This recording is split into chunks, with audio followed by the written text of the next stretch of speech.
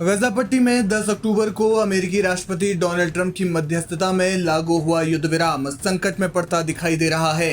Israeli रक्षा बलों यानी IDF ने रविवार को दक्षिणी गजा के रफा, बेतलाहिया और खान यूनिस के आसपास हवाई हमले और तोपखाने की गोलीबारी की, जिसमें कम से कम 11 फिलिस्तीनी मारे गए। इसराइल का दावा है कि हमास ने युद्ध विराम का उल्लंघन कर स्नाइपर और एंटी टैंक मिसाइलों से हमला किया, जबकि हमास ने इन आरोपों को खारिज करते हुए इसराइल पर युद्ध विराम तोड़ने का आरोप लगाया है। इस घटना ने क्षेत्र में तनाव को चरम पर पहुंचा दिया और युद्ध विराम के टूटने की आशंका बढ़ गई है। इजरायली सेना के अनुसार रफा में येलो लाइन के पूर्वी हिस्से में हमास के लड़ाकों ने इजरायली सैनिकों पर स्नाइपर फायर, आरपीजी और एंटी टैंक मिसाइलों से हमला किया। आईडीएफ ने इसे युद्ध विराम का स्पष्ट उल्लंघन बताते हुए जवाबी कार्रवाई में हवाई हमले किए, जिसमें हमास के कथित सैन्य ढांचे और सुरंगों को निशाना बनाया गया। गजा के सिविल डिफेंस एजेंसी ने बताया कि उत्तरी गजा में एक हमले में 6 नागरिक मारे गए, जबकि देर अल बलाह के एक कैफे पर हुए हमले में 5 लोग मारे गए। गजा स्वास्थ्य मंत्रालय के अनुसार 10 अक्टूबर से लेकर के अब तक इसराइल कुल 47 बार युद्ध विराम का उल्लंघन कर चुका है, जिसमें 38 फिलिस्तीनी मारे गए और 143 घायल हुए। अब क्योंकि इसराइल ने हमास पर पहले युद्ध विराम तोड़ने का आरोप लगाया, तो हमास के अल कस्साम ब्रिगेड्स ने इन आरोपों को झूठा प्रोपेगेंडा करार दिया।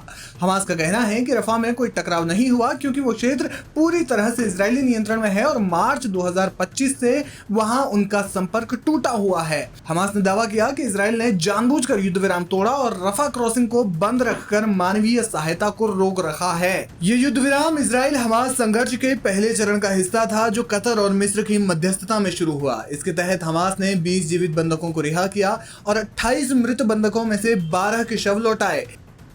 बदले में इसराइल ने गजा से आंशिक सैन्य वापसी और सीमित मानवीय सहायता की अनुमति दी। इसके अलावा करीब 2000 फिलिस्तीनियों को भी रिहा किया।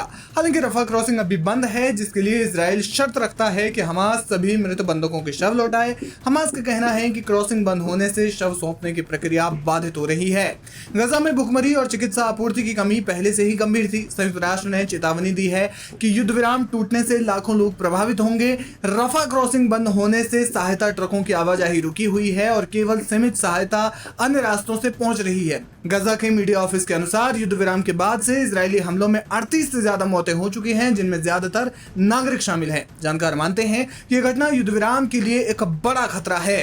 इजरायली पीएम बेंजामिन नेतन्याहू ने कठोर प्रतिक्रिया की बात कही है, लेकिन पूर्ण युद्ध की घोषणा नहीं की। हमास ने मध्यस्थों से तत्काल हस्तक्षेप की मांग की है। अगर स्थिति अनियंत्रित हुई तो गजा में फिर से बड़े पैमाने पर हिंसा शुरू हो सकती है। देखना यह होगा कि ये सीज फायर अब किस ओर रुख करता है।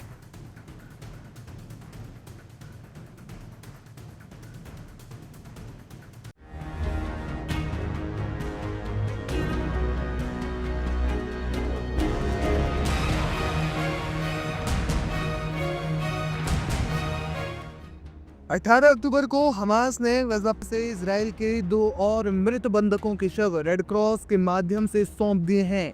इजरायली सेना ने पुष्टि की कि इनमें से एक शव रोनन टॉमी एंगल, जो कि 54 वर्षीय है, उनका शव है, जो 7 अक्टूबर को हमास के हमले में मारा गया था। दूसरे शव की पहचान सुनताया अकरासी नाम से हुई है, जो थाईलैंड के नागरिक हैं। अमेरिकी राष्ट्रपति डोनाल्ड ट्रंप की मध्यस्थता से 9 अक्टूबर को इसराइल और हमास के बीच युद्ध विराम हुआ। इसके तहत हमास को सभी जीवित और मृत बंधकों को लौटाना था, जिसके बाद हमास ने 20 जीवित बंधकों को रिहा कर दिया और मृत बंधकों के शवों को धीरे धीरे लौटाया जा रहा है। इसी कड़ी में हमास ने 2 बंधकों के ताबूत इसराइल को सौंपे। बदले में इसराइल ने 2000 फिलिस्तीनी कैदियों को पहले ही रिहा कर दिया था, लेकिन अब ऐसा लग रहा है कि युद्ध विराम समझौता खतरे में है। रविवार को इसराइल ने हमास पर सीज फायर तोड़ने का आरोप लगाते हुए दक्षिणी गजा के रफा और अन्य इलाकों में हवाई हमले किए, जिसमें कम से कम 28 फिलिस्तीनियों की मौत का आंकड़ा सामने आ रहा है। हमास ने इसे युद्ध विराम का उल्लंघन करार दिया और जवाबी कार्रवाई की चेतावनी दी। 19 अक्टूबर को इसराइल ने दावा किया कि हमास ने दक्षिणी गजा में एक इसराइली सैन्य वाहन पर हमला किया, जिसके जवाब में रफा और अन्य इलाकों में हवाई हमले किए गए। गजा स्वास्थ्य मंत्रालय के अनुसार इन हमलों में 28 लोग मारे गए, जिनमें महिलाएं और बच्चे शामिल हैं। हमास ने इसराइल पर पहले उल्लंघन का आरोप लगाया और दावा किया कि 38 फिलिस्तीनी मारे गए। इजरायली सेना ने कहा, हमास ने जानबूझकर सीज फायर तोड़ा, हम आत्मरक्षा में जवाबी कार्रवाई कर रहे हैं। दूसरी ओर हमास के प्रवक्ता ने कहा, इसराइल की बमबारी ने शांति प्रक्रिया को खतरे में डाल दिया और हम अंतर्राष्ट्रीय समुदाय से हस्तक्षेप की मांग करते हैं।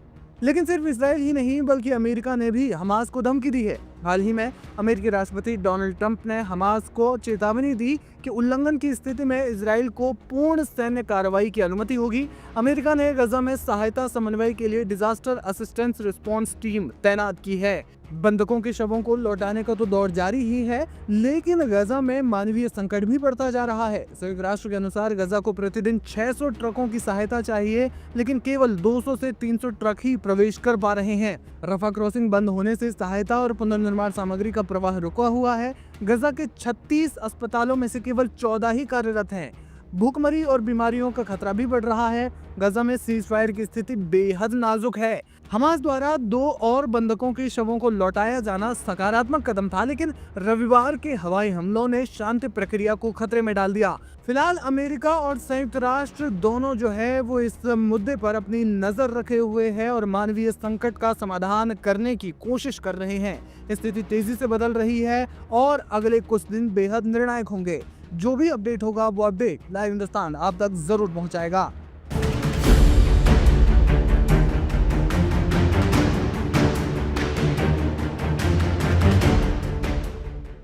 अमेरिकी राष्ट्रपति डोनाल्ड ट्रंप की गाजा पीस डील के बाद हमास और इजराइल के बीच शांति की शुरुआत हो चुकी है, लेकिन अभी भी मामला मृत बंधकों के अवशेषों पर फंसा हुआ है। इजराइल लगातार इस बात पर जोर दे रहा है कि जब तक सभी मृत बंधकों के अवशेष वापस नहीं आ जाते तब तक शांति नहीं हो सकती। इसी उठापटक के बीच शनिवार को विश्व स्वास्थ्य संगठन और काहिरा स्थित फिलिस्तीन दूतावास ने घोषणा की कि मिस्र और गाजा सीमा के बीच स्थित राफा क्रॉसिंग को सोमवार से खोल दिया जाएगा। अब इस घोषणा पर इजराइल की तरफ से वीटो कर दिया गया है। नेतन्याहू ने कुछ घंटों बाद ही कहा कि अगली सूचना तक यह क्रॉसिंग बंद ही रहेगी। इजरायली पीएम के कार्यालय की तरफ से जारी बयान में कहा गया कि क्रॉसिंग खोलना या नहीं खोलना यह हमास के व्यवहार पर निर्भर करता है। हमास अगर मृत बंधकों को वापस करने और साइन की गई डील पर अपनी सहमति दिखाता है तो क्रॉसिंग खोल दी जाएगी। वही आपको बता दें कि राफा क्रॉसिंग मई 2024 से बंद है। इसके फिर से खुलने के बाद मिस्र में रहने वाले फिलिस्तीनी नागरिक वापस गाजा पट्टी में आ सकेंगे। इसके अलावा बहुत सारी मदद भी गाजा में पहुंच सकेगी। वहीं रॉयटर्स के मुताबिक 2024 में इजरायली सेना ने इस क्रॉसिंग पर गाजा की तरफ से कब्जा करके बंद कर दिया था। हालांकि 2025 की शुरुआत में जब कुछ शर्तों के साथ दोनों पक्षों में संघर्ष विराम हुआ